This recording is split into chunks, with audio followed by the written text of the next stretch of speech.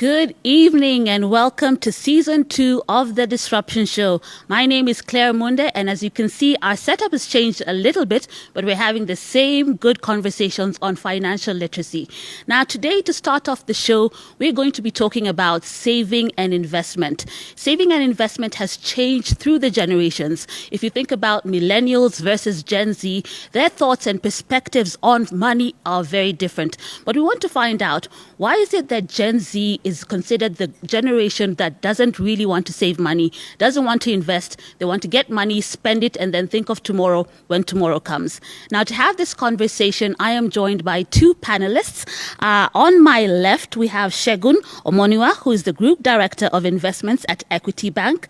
Welcome. Thanks, Claire. Good to be here. Thank you very much. And we also have Simon Maingi, who is a digital content creator and podcaster at Simon Says. Welcome. Thank you so much. I'm glad to be here. Thank you very much. Yeah. Now, as I mentioned, the view of money between the generations is very different.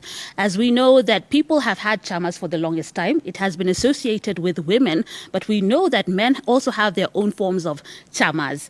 Now, we used to have people just saving, but now it has gone a notch higher. People have started investment clubs and are doing big things. But then the problem that's coming in, and we keep on hearing it time and time again, is that why are Gen Z not so interested in money? We hear about financial literacy. We know that it's not taught in schools. People are trying to spread the gospel of money, but people just don't seem to be understanding why you need to save. When people think of retirement, they think it's 30, 40 years away. Why do I need to save today? So I want us to talk about the importance of money. And I think I'll start with you, Simon. I just want to understand your perspective. You are a millennial. Yes. And if you are happy, you can share your age with us. If it was me, I would not have said it. But for men, they are okay with their sharing their age. Tell us a little bit about your journey in podcasting and what your experiences with money has been so far. Interesting. Yes, I am 33, a vibrant 33. Hopefully, I'm going to be a good-looking 40-year-old when I get a little bit older. That's my goal. I know I don't look my age. I look a lot younger. The main thing, when it comes to money, even I'll speak from perspective, not even as a millennial, even as a guy, because there's a different relationship even as a guy that you have with money that even as a lady even has with money. When I got, even for example, with me is, when I was even a little bit younger, even in my 20s, the main thing with money is I wanted to look for ways in which I could offer something of value to actually acquire the asset, aka called money, because this money would give me access to things that I do not have without money. Because a broke guy ain't got no ladies, or not even no attention. And even your value, even the way you walk, even though you stride, even now you may, because you are quantified by what it is that you're able to amass, even as a guy, that is. So even when you're able now to get that little money, it's like, oh yeah, I got a little bit of money right now. Hence, I'm now more mentally open to even thinking about even a relationship or even accommodating someone within my life. And that's what even it starts that scope of things. Because that's the main thing even that's happening right now is that a lot of guys, even us, even Gen Z's even I've seen, a lot of times they'll be like, why am I getting in a relationship or whatever, and I need to chase money first? Even as a guy, hey, let me chase money first. You ladies, y'all can go chase the older guys who actually have it more established and everything, because that's what it is. That's the truth. You go down, if that's the main thing. And then now what happens is, now I focus on this main thing to not only validate myself even as a guy, but to show indeed that I have some economic value to the skills that I have to offer in the world. That's even the primary purpose of the journey, is literally, even as a young guy, is looking for that thing that will actually offer something of value to the society. And for that, what has that been? My mouth. So how can I actually now use what I actually say, how I actually communicate? What is it that I have, even because I did communications, how do I articulate myself in a way that indeed I can show value to the marketplace, and hence that marketplace can now actually be able to compensate my whatever I have to offer with now remuneration, which I can use to what? Chop my money.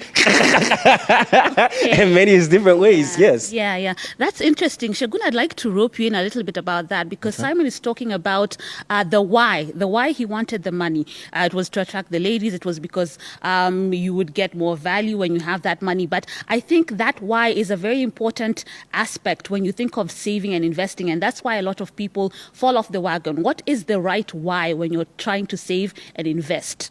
So I like where you've come from, Simon, in this conversation, giving us a perspective of somebody who's younger and trying to make it in life. And usually when I tell people about saving or investing, I say the first way in which you should save or invest is in yourself, right? You build skills, you build competencies, you build capabilities in yourself that make you valuable to the marketplace and then attract income from on the basis of that.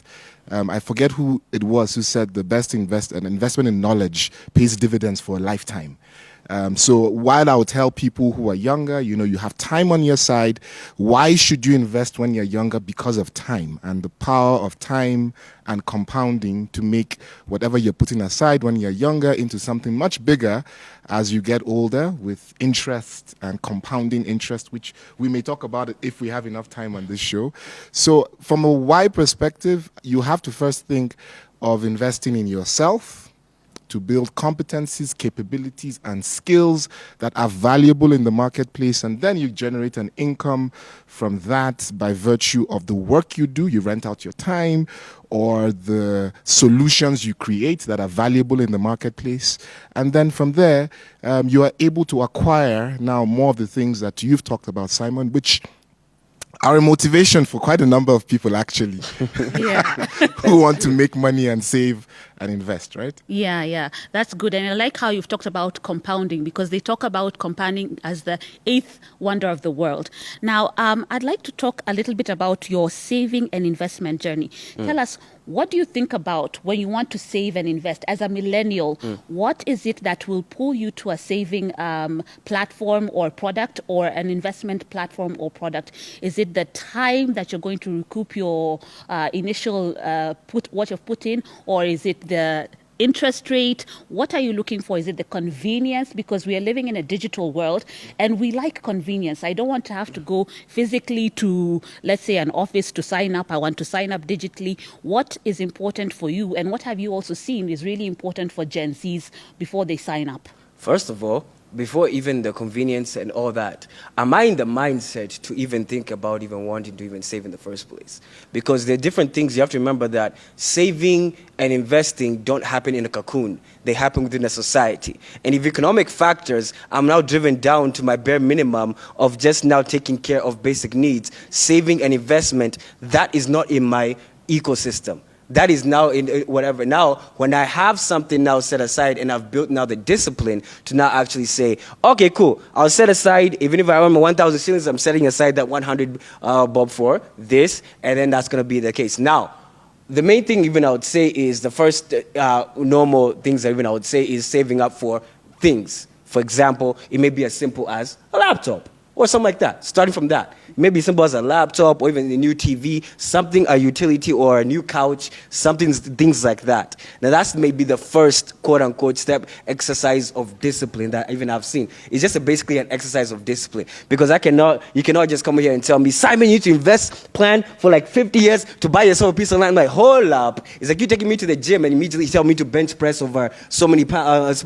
It's like, take me slow, come slowly, slow down, wait. And then that's the main thing. So now, usually it's just like, save up for a couch, cool. Let me start even a pair of shoes, cool, I got it, achieved. Ching! And hence, I got that gratification. So now that can now build me into now be able to now save up. Now say I can now save for 3 months. I can now do that. But now, first the one I've seen in my life is that saving up for small utilities, small things like that. Then now that can build up my mentality. Okay, cool. Let me now acquire and see what can I put my money for it now to actually now grow, rather than just putting it there and saving. I can put it in MMF or something like that, account in different things that can actually now see it now compound some interest over time, and then now see it grow.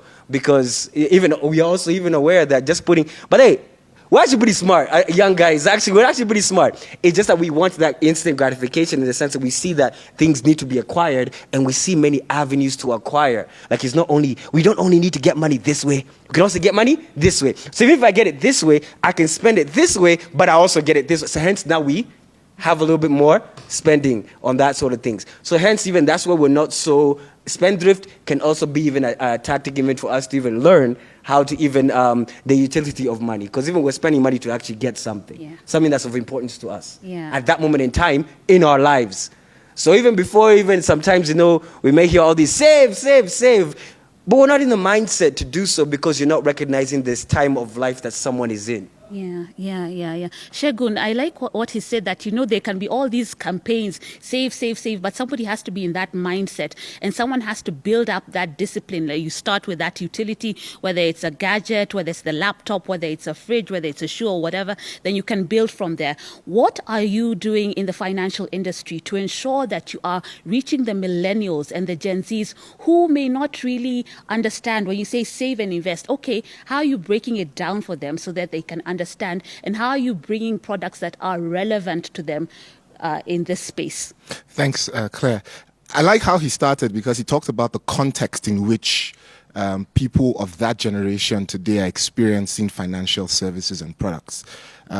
Gen Zs typically would have come into maturity in the world of social media. There's so much that's competing for your attention.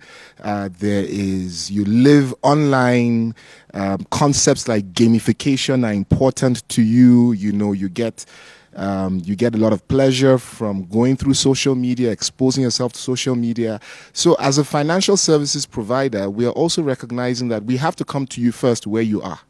Where do you reside? What is your context of interacting with the world around you? How do you interpret the world around you? How do we make it easier for you to see the value as a financial services provider that we can give you in your context? And your context is digital, your context is gamified, your context is quick, and your context is make it easy for me to understand where I'm going. The best part about being younger in that generation is you have the power of time on your side. And time makes a huge difference in the outcomes that you get in the future. I think about saving as sending money into your future. That's a different way to look at it. People think, when you think saving, you think, okay, I'm going to put money aside. No, you are sending money into your future. So it's messaging in this way that would appeal to people who are in that age range, right? One, so you coin it differently. You make it where they are. So you make it digital, you make it easy to understand, and you make it interesting, Simon was talking about, I want to see things that, make me excited. I want to look at it in a different way. So I want to give you quick feedback, for example, on, okay, this is your goal. I want to save towards a pair of shoes. So I make it easy, for example, for you to open a goal on our app that says, I'm saving towards a pair of shoes. I want to save over 3 months, and I show you your progress. You're 10% of the way there, 15% of the way there, 20% of the way there. You get to 50%, I pop balloons and I make you happy. And like, oh my goodness, I'm 50% of the way there. And then when you get to 100%, you really feel that sense of accomplishment that I've done something. It's almost like, the infinite scroll, the pleasure you get from infinite scrolling and all that. So in a nutshell, it's recognizing that young people today interact with the world differently from how the older generations did, being able to reach them where they are and making it really relevant for them. Mm-hmm. Yeah, I like that. And I like the way you're saying, like, that infinite scroll. Millennials and Gen Zs really don't like the graphs and whatnot so much. So it's about breaking it down in a way that is really relevant to them. And I'd like to know from you, Simon, in your financial journey, you run a podcast. Mm-hmm. There are costs that come with it, right? Yeah. Tell me, this year, did you have any savings or investment goal? And if you did, tell us a little bit about it, and if you've been able to achieve it or you're still on the process of trying to achieve it. So let's start with savings. Did you have a goal when it comes to savings this year, whether it's for yourself or to put into your business? Savings, no. I would say investment, yes, in the sense that I had to put effort and money into the podcast, that is. Okay. Even when it comes to the production side of things, even now constantly even going there, even getting now relevant, even time and everything. Because I view like even putting the podcast was now an investment towards even now my prospective and clients seeing in a different perspective, seeing a different utility of me. He mentioned about even investing in yourself. Still in that stage of constantly pumping in. Not only even in the podcast side, even over my digital marketing side, because even I also even do that for even many of my clients. So main thing is, how do you now pump in even towards even the content creation aspect to now even put out there to even showcase even people, hey, this is what I have to offer, this is what I'm about, come to me, and hence this is what I actually now do for you. And through that, mostly even the investment side of things is not necessarily been, I mean, I have more, the target has been target to get this amount of income. That's primarily that's what has been. And then now I think a fourth has been also, maybe you can mention about it, is now when you get it, what you gonna do with it? You see now, the target has more or less, I won't lie, the target this year has always been target this amount of income. The rest is now just efforts are towards target of the figure. Now when you get the figure, is literally now, yay, not necessarily where the figure is gonna go, the money is gonna go, is primarily is acquiring that figure and then doing that consistently. That's now where my efforts has been, like mostly towards this year, is target the figure, get that figure, and do it again. And now when you get that figure, since you don't necessarily have a goal of where it's going to go, Yeah. you may invest a little bit in the business. But how do you make sure that you're not just now burning money? Is not really burning money. What happens is, something even I've learned also in my financial journey is that unplanned money will actually just plan itself away from you. Right? Yes, exactly. Yes, like you get even a gig that you weren't Yeah. expecting. Like, oh, nice money, then I can buy myself whatever it is. Correct. So I think, also Shagun, talk to us a little bit about that.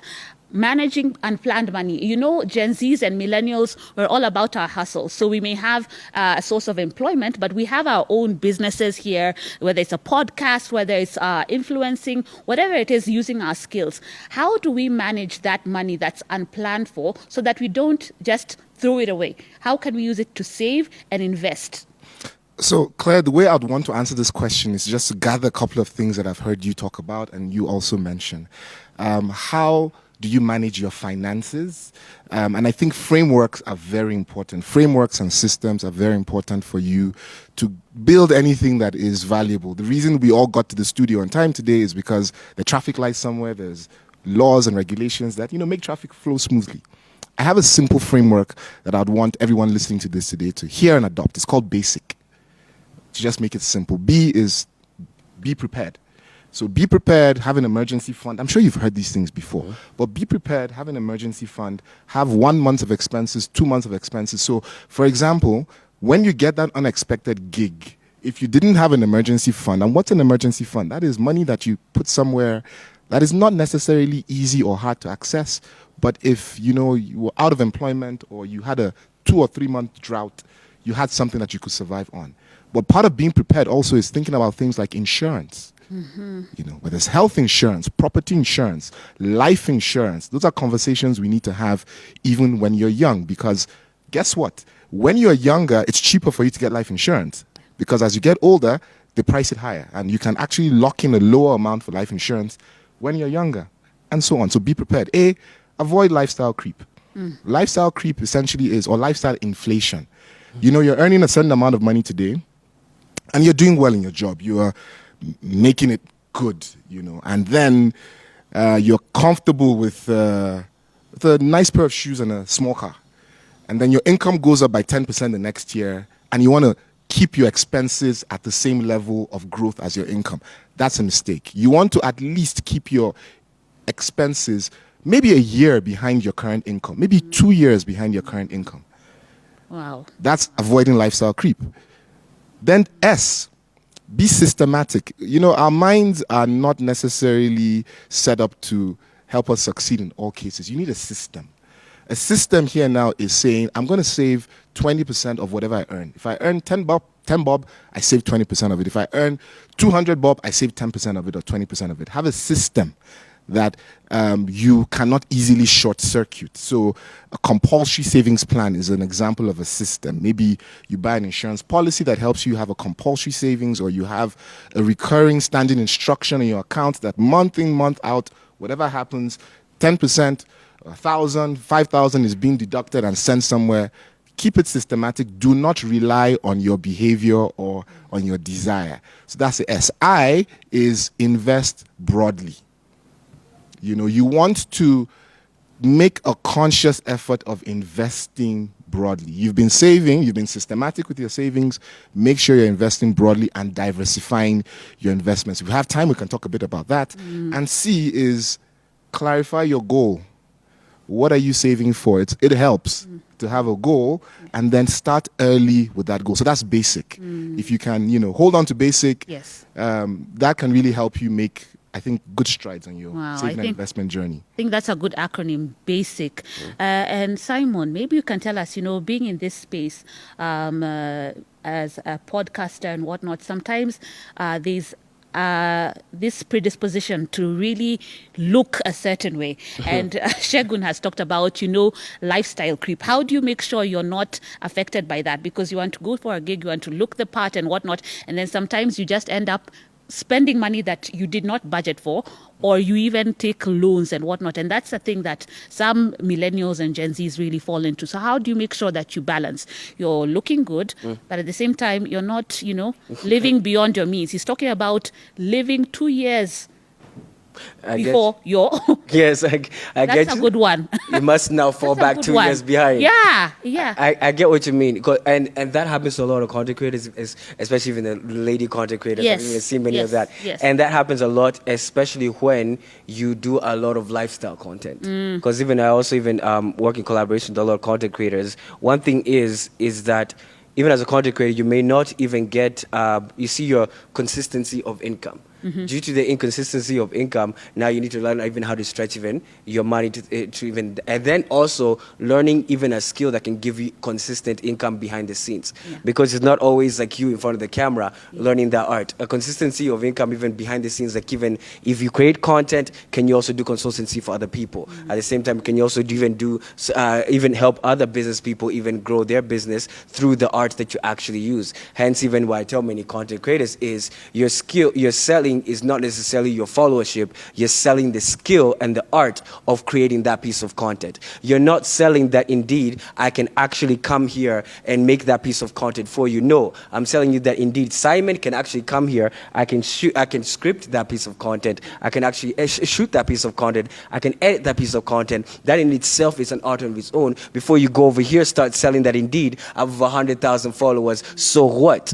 Yeah. But you're selling the skill in itself, hence that will establish you in actually perfecting that skill, and that skill can now be translated into a consistent flow of income, which then can be, not because it's useful, it's a utility on its own, to business people, and other people may see it more of a asset, not necessarily you just over here saying, people will just say, oh, you just create content. No, even when it comes to even podcasting, what you are doing right now, the art of facilitating a conversation is an art of its own. It's not just you blabbing here, bringing two people here and just talking. How do you give them enough breathing space? How do you get the most information out of Simon and knowing the relevant questions to ask Simon? And how do you ask the relevant questions to ask him? Because you know his expertise, you know my expertise, so that even the person consuming this piece of content can benefit from it. So you see, that art on its own is something that even now many content creators don't even view that as an art. Even if they do dance videos, but they especially people who do a lot of dance videos, because there are many of them.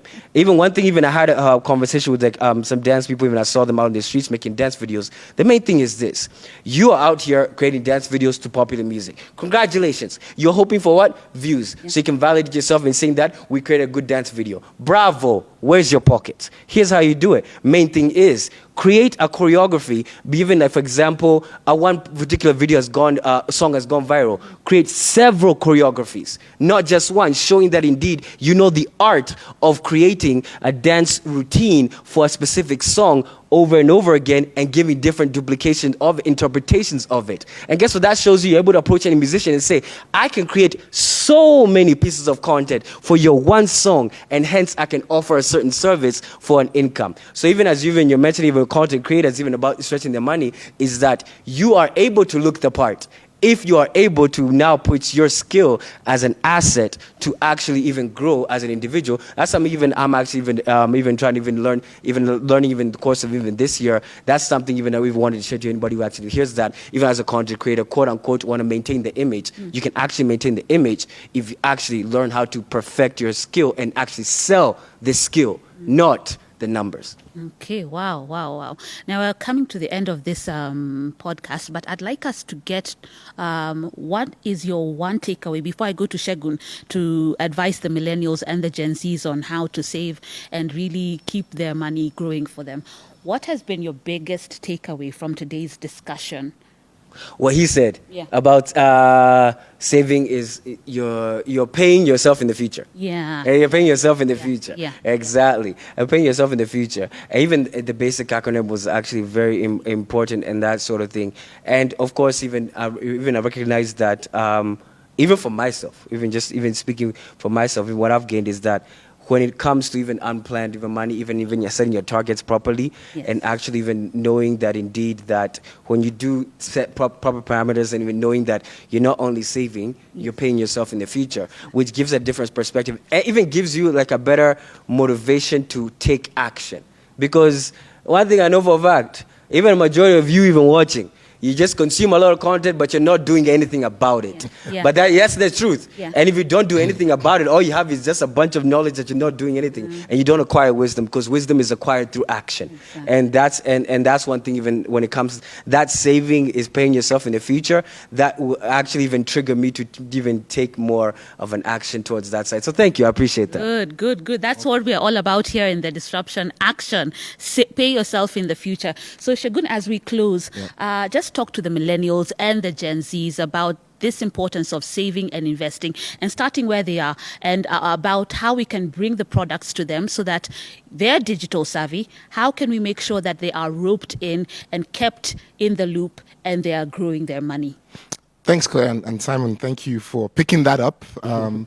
There's something Simon says that I want everyone who's listening to this to remember. He talked about building competency and thinking around monetizing your skills in a very smart way. That is, becoming a reliable, trusted person that can be gone to for content or for skills or for artistry. And in the same way, I work for a financial services institution that has a long track record in this country of including and giving access to everyone for financial services. So you need to partner first, because you are out there trying to build your craft, your artistry. People don't sit down every day thinking about money. They think about money because they need money, but they don't actually have to always think about how money works. We're saying that's fine. Leave it to the experts. Leave it to the people who have built many years of trust, of presence, of reliability in the industry, which is what the Equity Group has done, to then help you plan your finances. We make it convenient for you to do that. There's one of the challenges I know that would probably happen to younger people because of how much content you consume is you would be faced with many types of schemes. I don't want to call them get rich quick, but that's what they are, There's crypto, there's land, there's so many interesting things out there. Look, the truth is you are more likely to fall into problems if you are only looking at speculative investments. So partner with trusted, reliable financial partners like the Equity Group to save and invest, at least at the basic. We talked about diversification. An important concept I want to leave you with is there are things that might interest you, but always just think about this rule. I'll call it the rule of 10. If you have $100, split it into 10 places. Don't put more than a tenth in anything, if possible. So the extent of your loss or hopefully your gain will still be manageable. So if 10 goes down to 0, you still have 90. So that's just one concept around diversification, and then use time to your advantage. I could spend time here telling you the difference a year or 2 years in starting your financial saving and investing journey would make to you in that future where you're paying yourself. It is very, very significant. So to wrap it up, partner with someone who's trusted, who's done this for many years. Don't diversify. Don't put all your eggs in one basket, and then just start early. Wow, thank you so much for that. I think I like the rule of 10. So don't put all your eggs in one basket. If you're putting in money market funds, you're putting it in land, if you're putting it in shares, 10, 10, 10, so that in case there's a loss, it's not too bad. And if there's a gain throughout the portfolio. So thanks for that. As you've heard, start early. The earlier you start, the better it is. So I'd like us to wrap up this session of The Disruption. It has been such an enlightening one. And I hope all you Gen Zs and millennials have learned a thing or two, and you're going to take action in your saving and investment journey. And as Shegun said, talk to reliable partners that have been in the industry like Equity. So until next time, I have been your host, Claire Munde. Have a good evening.